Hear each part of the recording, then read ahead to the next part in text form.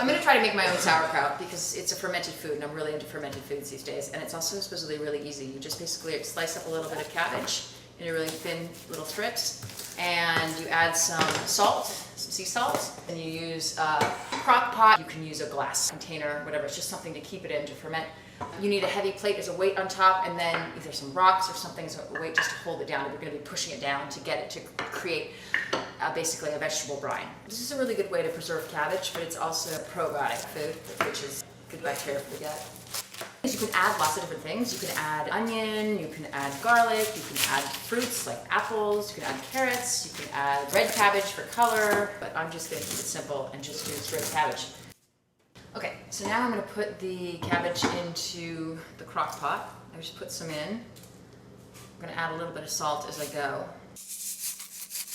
Salt is going to help pull liquid out of the cabbage and it will become the vegetable brine. So I'm just trying to crush this because there's salt in it, and this is what is going to push the water out of it and create the vegetable brine. You can also use like a little tool. You could use a baseball bat, you could use a mallet or something to push this harder. Basically, you can see a little bit of the water coming out. And this process will take, 24 hours or so. I'm going to keep checking it.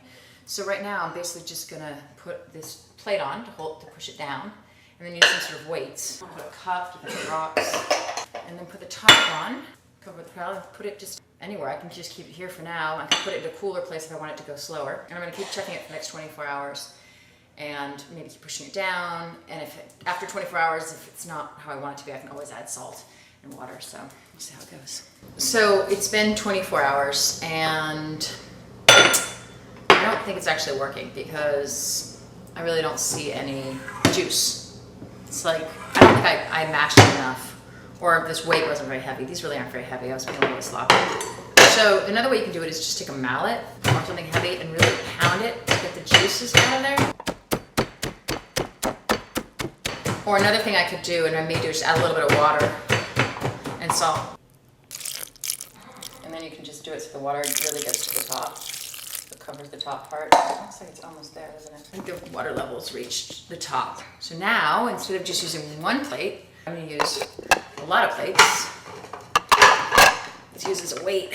Keep it down. And put the top on. Cover it up. Check it in a couple days. Okay, so you're supposed to wait 2 weeks, but we're on vacation, so I'm going to take it out now. It's been like 11 days or something. You can see like a little bit of mold, I think, on the plates. It smells a bit. It is underwater. Yeah, it smells like sauerkraut. David said that David would be expert who makes this professionally, said it would smell bad if it's bad, so okay, I'm going to try it. It's not bad. It's pickled. You want to try some sauerkraut? Sure. All right. With a finger? Yeah. What do you think? It's eatable.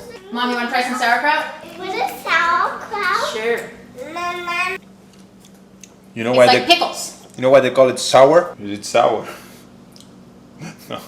Why doesn't it get rotten over the week or 10 days it's been in there?